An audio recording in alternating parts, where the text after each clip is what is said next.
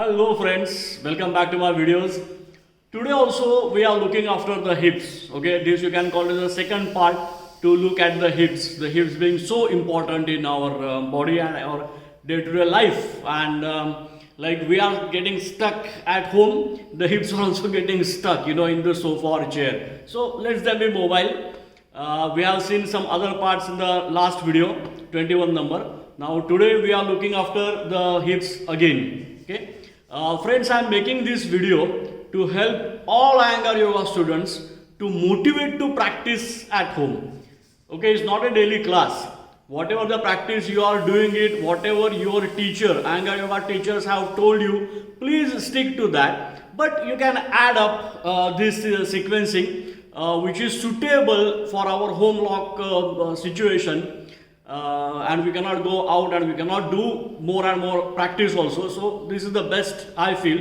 You can try it at home. Newcomers, be careful. Take the permission from your doctor or physician or whomsoever it may concern, and be careful while doing it if you are not used to doing. Okay. So as we are coming to look after the hips, okay, the first we can try this as prone shavasana. Okay, as you are lying on your abdomen here, you have to spread your legs wide apart, and in this posture, actually Ankita, you can still spread your legs wide apart. Okay, now you have to watch this angle. The heels should be rolling out, so make a good space here. Now find out that how the heels and the hips are well connected. Okay, so you are rotating the hips out and you will get a good freedom in the hip joints, okay, particularly on the lateral side. So when you are lying down, just don't lie down on the stomach like this. And please don't tell me that you are lying down and you are sleeping on your stomach. No, this is a different asana which we have to do, and you have to roll the heels well out. Okay, after this we can go for akunchana. So Ankita, bend your right leg now. Watch here, you are taking, okay, just a moment. Come on this way. Yeah. Can you see now? Yeah. So take a roll blanket to your groin and extend the knee by the side. Now you will find out a good relief in the hip joint. It will be better for you to turn your head on the other side. So the head this side. So you will get the rotation action for your neck too. Now here the sacrum sacroiliac will be moving well away from over here. Okay. Again, don't say that every day I am sleeping in this posture. That's a sleeping. But understand the action of the bottom heel, bottom foot going well outside, the top leg going well outside. This should not be a contraction here, or this leg should not be down over here, but get the leg away from here. No, stay in the bend position and move the hip joint away over here. Okay. So here the sacroiliac joint will be free, the lumbar region will be free, and the hip joint will be free. Okay. So we can work it together to release the hip socket, to release the pressure over the hip socket. So as we are done akunchana, now we are going for supta padangushthasana, prone, that is lying on the abdomen. Yesterday we have seen supta padangushthasana too, when we were lying on the back and taking the leg by the side. But here with the support, we are doing prone supta padangushthasana. So she is lying on the abdomen, fixing the leg on some pillow. Normally we use foam brick here. The heel should be against the solid, strong fulcrum over here. Blanket, roll blanket. Can you see here? Roll blanket for the groin and a little smaller blanket for below the inner knees. Okay, so we are putting it like this, so the leg should not be hanging like this. Similarly, the bottom leg has to go out. Okay, move it well out. Then only you get a relief in the hip joints. Now Ankita, lift your abdomen a little upward and twist your from the abdomen. She is taking the right leg up. So the abdomen has to move from the right to the left. Okay, and better keep your head on the other side so that your neck will be relaxed. Maybe the neck little bit painful in this positioning, but this will definitely release and relax the neck to a great extent. Okay, so Supta Padangushthasana, prone position, extending the leg by the side. Okay. So I will not tell you Baddha Konasana. You must be doing Baddha Konasana. From first video I am showing you. But here, if you have seen, I am sitting down onto the floor. Okay, so that the legs will work in a better way. You can move the feet as much as possible. You can open out the feet in this way. The knees you can press it down. If you are not feeling any elongation stretch. Of course, I have told you to use some support, which we use the brick in our classes, so we can extend the leg in this posture. Okay, now if you have seen, is I have created resistance here, so obviously the stretch is more for me. If I remove this, then my knees are going down, and then many of us, we just sit here, without feeling anything. Okay, so better to use some fulcrum. Can sandwich this brick in between so that the resistance will increase. Okay. Similarly, we have to go ahead with Upavishta Konasana. Okay. So as you are spreading your legs apart in Upavishta Konasana, we are using the wall here. Okay. So sit by the wall, keeping the feet against the wall. Okay, because you need to press the legs backward. Okay. Now the legs will not come back. So we have to move forward. Okay. Make sure if the things are not moving, we have to move. Please remember this. Okay. So we are going forward like this. Okay. If possible, we can go forward. If possible, we can go forward. And then see that you are sitting straight in this posture here. Okay. So find out the hips, how they are opening, and once again we are creating the space. Remember that we have to become tall. We have to maintain and increase the space in the body. As we are stuck at home, the space is decreasing. Okay. So we have to create a good space in our body well, so that the mind also will relax a lot. So we can, to open the hip, we can raise the leg up on some sofa, dining table, something like this, and we can keep the knee in this position so that the hip will work in a better way. So this is one way. Another way which you can do it, that you have to keep your heel in the level of the perineum. Okay, here, and then slowly see that you are descending the knee down. If you are tall, if this is very short, like I have told you the other day, we can increase the height here by raising, keeping some bolster blanket like this. If you are short, onto the other side, I have told you last time, so you can stand on some height. Okay, so you become tall here.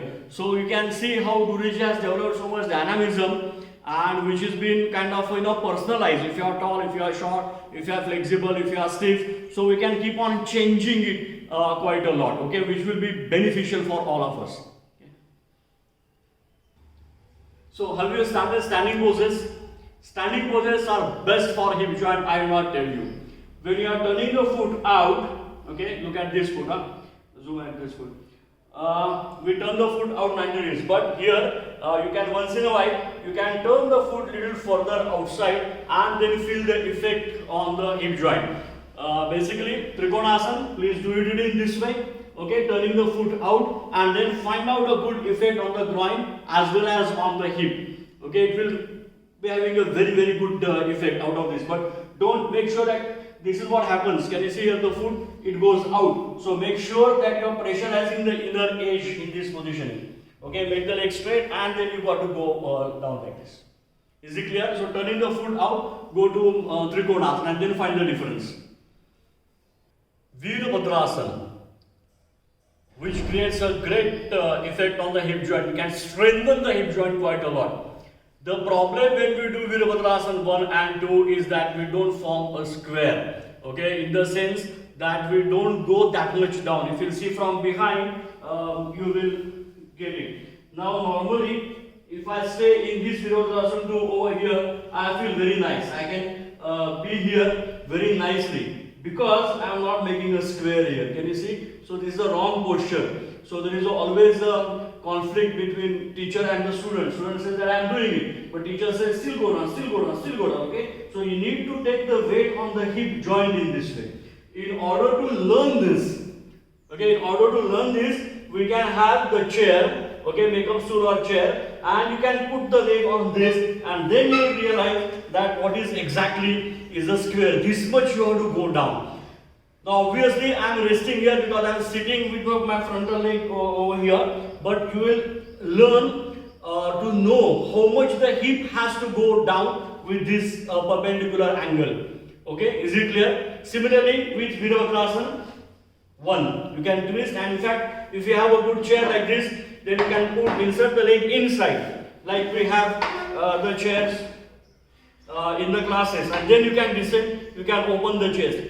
I am not sure whether you will be able to do it like this, but you can have a try in this posture like this. So you'll realize the hip is really descending and you are taking a good weight on the hip joint. Okay. So nowadays is lockdown situation. Ankita and me, we play cards or we play chess also. She's very intelligent. She just beats me. So many times when we are sitting like this and we are playing, we get tired and we sit like this. But do you know that we are unknowingly sitting in Bharadwajasana, but we don't change the leg position. Okay. So this is very good for the hip joints, but provided that you are sitting on some height. Okay. Ankita, you also can do it. So as you are going for Bharadwajasana, you can take the legs by the side in this way and then keeping your both the buttocks down, be seated in this position. Okay. So this will release the back pain quite a lot. Remember, still I haven't touched the twisting as such. I'm just showing you the sitting posture, which will make a lot of difference. Here you will find out, you sit there. Here you will find out that when I'm just sitting, you will see here how I am sitting. You can see this side is dropping, I am sitting only on one buttock. The other buttock bone is not resting down at all. So we have to make sure that you are sitting in this position here. Okay, like this. So find out a good relief in the sacroiliac joint sacrum region. And this is what I am telling you, the basics. Please understand, I am not touching the twisting right now here. Will come in future days. But here I am just showing you the sitting posture here. Another sitting posture is with the Ardha Matsyendrasana. Okay. So, Ankita, give me that.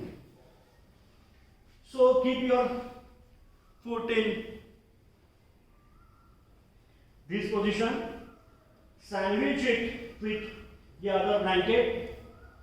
Okay. Be seated. If you can move the foot like this, well and good. If not, that's fine. That's fine for the lock-up days. Huh? And then you have to cross the foot in this position. Okay, so stay. So watch here. You understood the positioning of the bottom foot. So you are sitting on the foot. Remember, this sequence is for the lockdown positions. Okay, lockdown situation. Okay, afterwards we have to do it the real twisting. But here, as you are sitting, simply just cross the foot. Keep the foot pointing in front. Bring the foot closer and just sit straight here. Okay, you will get a good relief in the hip joint. This pose, I use it many times in the sports classes. You know, when they are sportsmen are playing, a lot of weight comes on the outer thighs, outer knees in this position. So find out the relief in this posture over here when you are bringing the knee closer in this way. Get a good relief in the gluteus, hip joint, sacroiliac joint, and the lumbar region also. Okay. Another action which I would like to suggest you for the hip joints, sacroiliac region, and the pelvic too, because you know many times when you are standing, sitting, I have shown you how we sit, you know, by moving the weight totally onto the one side like this. Okay, so probably this Anantasana will help you. Remember again, don't tell me that you are sleeping, because nowadays we are sleeping a lot, isn't it? But don't tell me that we are sleeping in this position itself. Make sure that you are taking the bolster in order to get the good effect on the pelvic. Okay, and this will have a very good relief for the lower back as well as for the hip socket. Okay. Similarly here, one more roll blanket which you have to take it in between your thighs like this. Okay, so that the leg will be relaxed. Have you seen the hand position? Just lift your head up. So the palm is facing towards the ceiling. You can take the hand back and you can take the pillow or a blanket, roll blanket for your side of the head in this way, and then you can go as back as possible. Okay, so this is the version of Anantasana, but this is for the pelvic alignment and to relax the hip joints. So friends, this was for the pelvic and the hip joint, which will take care of a lot of pains and kind of prevention for the pains in the legs as well as in the back. So stay tuned all of you, and stay home. Okay, stay safe, stay relaxed, stay healthy, and also stay tuned to the videos. As well as I am beginning the online classes slowly, you will get the notification on my website. Okay, so if you are interested, it is not an advertisement, but if you are interested, you can search the website. It is www.Iyengar Yoga Sadhana Pune. Okay, know the spelling YOGSADHANA. Okay, yoga sadhana, yoga. Okay, sadhana. So stay tuned, all of you. All the best. Take care.